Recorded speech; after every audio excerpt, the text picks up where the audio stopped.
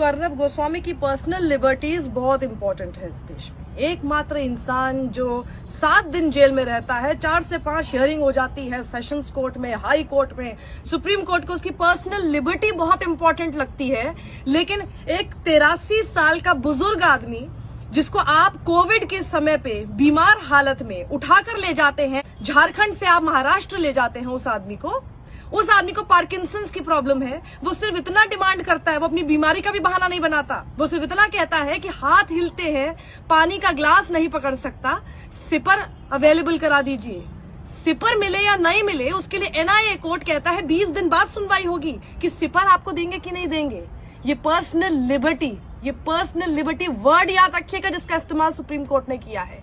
Personal liberty लगता है इस देश में सिर्फ अर्नब गोस्वामी के लिए है, या फिर उन लोगों के लिए है जो सिर्फ सत्ता के कहने पर काम करते रहे। जो आप अगर आदिवासियों के लिए आवाज उठाएंगे तो बहुत आसानी से आपको माओवादी कनेक्शन बोलकर आपको जेल में डाल दिया जाएगा। यही तो है स्टैन स्वामी। स्टैन स्वामी कौन है?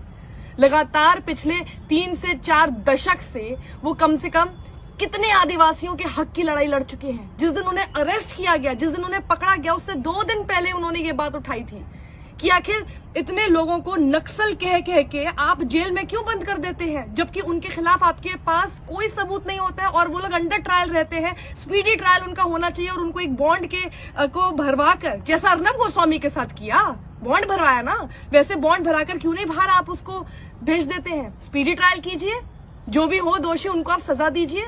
इतनी सी डिमांड करना बहुत बड़ा ये अपराध हो गया था।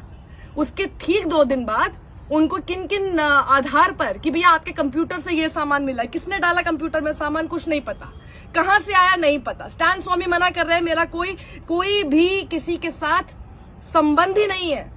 भीमा कोरेगांव तो मैं आज तक गया ही नहीं जिसके चक्कर में आप मुझे पकड़ रहे हैं। कुछ प्रूव नहीं हुआ है, कोई एविडेंस नहीं। इस आदमी के खिलाफ तो सुसाइड नोट था अर्नब गोस्वामी के खिलाफ, जिसमें नाम है अर्नब गोस्वामी का और 2 और लोगों का। उनकी पर्सनल लिबर्टी इतनी इंपॉर्टेंट है इस देश में, और ये आदमी पानी का सिपर तक भी नहीं ले सकता। इसको पानी का सिपर तक भी नहीं दिया जाएगा। इनका स्पीडी ट्रायल तक नहीं होगा। स्पीडी ट्रायल तो दूर की बात है, पानी का सिपर इनको दिया जाए या ना दिया जाए उसके लिए कोर्ट आपको 20 दिन आगे कर देगा। और ये 7 दिन के अंदर अंदर आपको नाम गिनाऊं कौन कौन लोग कितने समय से कोर्ट जो है जेल के अंदर सड़ रहे हैं। उसके बाद उनको अगर छोड़ भी दिया गया है किसी को तो कितने लंबे समय तक, कौन है जिसको सुप्रीम कोर्ट से इतनी जल्दी लिस्टिंग मिल जाती है। इसीलिए सुप्रीम कोर्ट के बार एसोसिएशन के प्रेसिडेंट दुष्यंत दवे ने ये लेटर भी लिखा था। इसका जवाब है किसी के पास? कोर्ट में ही जब ये हियरिंग हो रही थी, जस्टिस चंद्रचूड़ उसको सुन रहे थे, इंदिरा जी उसको सुन रही थी, तब ये सवाल कपिल सिब्बल ने भी रखा था कि कितने केसेस में हमने देखा है कि उनको हियरिंग ही नहीं मिलती है और आगे मामला जो है टरका दिया जाता है। उसके ऊपर कोई जवाब नहीं था सुप्रीम कोर्ट के पास। क्यों नहीं था भाई जवाब?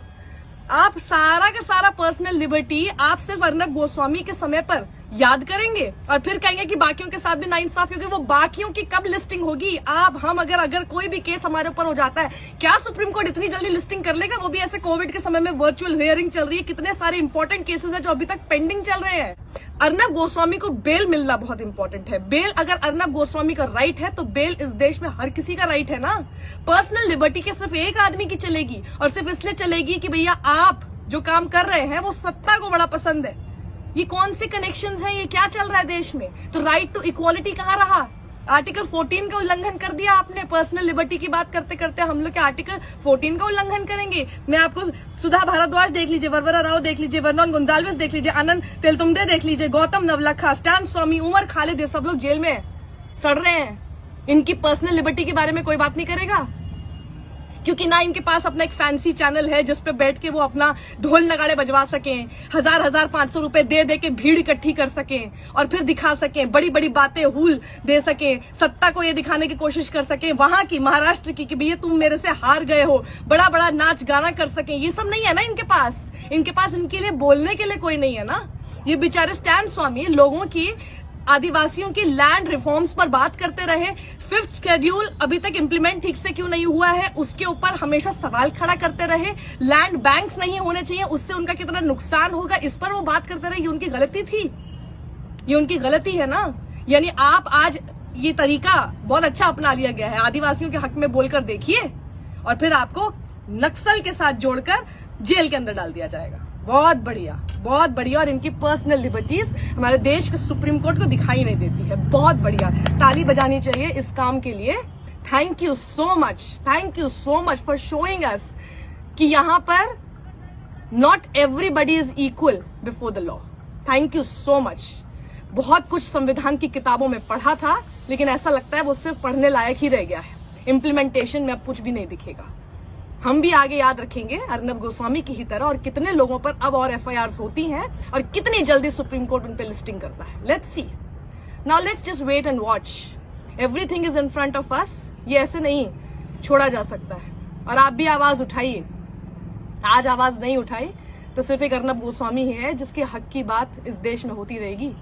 ना आपकी पर्सनल लिबर्टी का कोई ख्याल रखेगा, ना हमारी पर्सनल लिबर्टी का कोई ख्याल रखेगा, ना आपके पिता की, ना आपकी बहन की, ना आपकी माँ की। कुछ भी, कोई भी आपको कभी भी किसी भी मामले में फंसा देगा, सड़ते रहिएगा फिर जेल में। पर्सनल लिबर्टी गई तेल लेने, यही होगा। Unless and until your name is Arnab Goswami, remember that.